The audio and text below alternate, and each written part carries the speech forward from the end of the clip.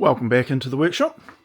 This update is about continuing on the investigation of using the track rail in the natural, for me, right-handed manner. In the past, I've always used it in an unnatural, left-handed manner or configuration, and for the largest part, I can't recall ever seeing it being used in the right-handed biased manner. It must have been, I've just absorbed all those videos and just treated them as one, but largely the majority of videos I've seen are all left-handed, biased. In other words, I'm going to stick with that. Most of the time, you'll see the person standing, as I am now, on this side with the saw blade being exposed like I'm looking at it this way, and you push it with the left hand. And my cross-cutting or cutting mechanism there is set up for that very orientation. So too have all the cuts I've used up to today, with the longer rails, all that left-handed biased orientation. And I just thought to myself, no. It can't be that demanding that it has to be done that way. So I spun everything around, and it felt way more natural to be using the right hand to push the saw. It was a little bit unnatural not being able to see the cut as you would when you're on this side. But once everything's set up, you really don't have to see the cut. It just gets, it does its job, and you're happy. So I think I will be using this orientation a lot more. There'll be situations where I'll probably swap back to the left-hand side. There is a requirement for where the off-cut comes, or whether you're cutting it off, dropping it down, or whether you have to turn the panel around, as I had to do. So, yeah, there is a little bit of that going on, but that accepted, I think it might be handy for people to think about if they, like me, have been doing it one particular way. Anyway, now, from that, if you don't mind the whirring of the battery, because my battery went flat while I was doing the cuts, had to get a different battery, I've got the panel that I've cut off, and I made it 400 wide, and as you can see, and this is a 12-inch or a 305mm diameter blade saw. I've made it 400, and it comes out almost the full width of the length of this part of the arm of the saw. I appreciated the extra surface that the slightly narrower piece, that bit over there in fact, afforded me. And that was 320 millimeters wide. So I've made it a little bit wider, which means I can also cut it down later on. But I thought, hey, why not give myself that luxury of a little bit more catchment?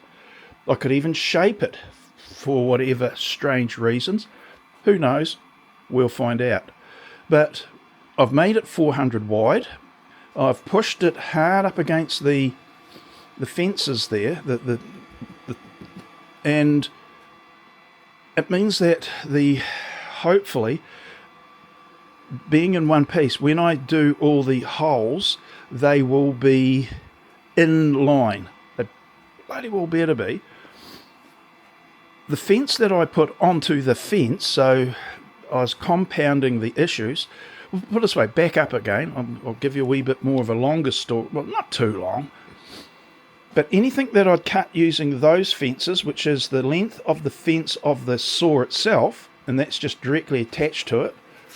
There's the aluminium of the fence, and this just flushes up against it. That's irrelevant, but it does. The length of that, for majority of the cuts that you'd ever use the miter saw for, you would never know that there was any inaccuracies. I'll get to the point soon. If I made a cut and it was 50 millimeters wide, and it was slightly out, I don't even think my engineer's squares would pick up that tiny little discrepancy. But as you go wider, any discrepancies compound and build up, or they get added to. So something that might be a couple of hundredths of a millimetre across a 50 mil, as it goes 100, 150, 200, even up to 400 wide, you would be multiplying and adding up, or you would be adding those tiny, tiny, imperceptible inaccuracies until the time that it becomes apparent, and you go, oh, what happened was when I put the fence on here for the half lap jig, I had the fence that was 900 long, and I was able to realize that there was a discrepancy from one fence to the other, 1.5 millimeters each. And I thought, oh, one of the panels that I'd used, those ones with all the holes in it, I've misaligned. Well, maybe I have, maybe I haven't.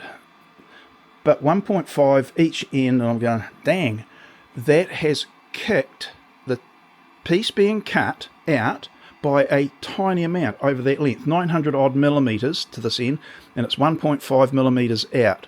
Doesn't sound much, it isn't much, but you couldn't rely on the cut being square anymore, because it can't be. Anyway, so my attempt now is to single piece of melamine plate is already registered to the tooth of the blade on this side. I'll mark all the holes, 20 of them if 20 are necessary. I don't know whether that's true or not, but we will mark those holes available to me in one go, and without moving anything, and this will all be clamped down, I'll take the plate and mark the 20 holes on this side. It will be registered, each time I move the plate, it will be registered to the specific side, or for the teeth. I mark all the holes, those two sets of marks. I can then set up my drill the holes out, and then I can take the plate, do the next set of holes, be whatever number, and come across this side. And that way I'm building up the number of holes along a single piece of sheet. I will register it with new holes onto the cabinet, the actual miter station itself, in the anticipation that all of the then drilled holes are exactly in line, giving me the chance of being square at the saw. And it's like, dang, I'm going a long way to achieve something that I probably wouldn't find in 90+% of the cuts that I do, which would be narrow cuts. But because I want to develop up this top more, warts and all, I'll show you some of the benefits. I think they're huge for having the MFT style of top. The fact that I'm building it myself with all these holes, well, there might be a problem, but it is that side of things that I want to develop, being able to do that. Now, if you go by the PATH system or the new system by Dennis from Hooked on Wood, the True Grid system, you're going to be able to do exactly the same thing. So I'm saying this in all humility, this is not the only way of doing it. However, the reason I like this is that in general I can take these panels off and drill them on the drill press, and you will be able to with the PATH system and with the Dennis's one, the Hooked on Wood one. But in general, it's going to be used, or those two systems will be used for drilling a big surface. And while I can with mine as well, in narrow strips, that's what theirs is specifically designed for. But don't limit their product to only doing one big surface, because you'd be able to do this as well with their system, and do it very, very well, in fact. So anyway, with the holes more accurate, I can actually develop how I use the top, because at the moment I've really appreciated the flexibility of it and the capability of it. The alignment had never been an issue up until I did the half lap jig fences, and which is the irony there is it would have never been an issue for the half laps. It just wouldn't have been. But because I picked up that discrepancy, it behoved me to go a little bit further, counter the error that I did find, and hopefully I get it right on this iteration. The one issue would be how accurate that plate is and how accurate my registration pins are. That is not a highly or finely engineered plate. It's a laser cut plate that I've finished with all the holes, and I'm running up against the accuracy or the tolerance that the actual laser cutting machine was able to achieve.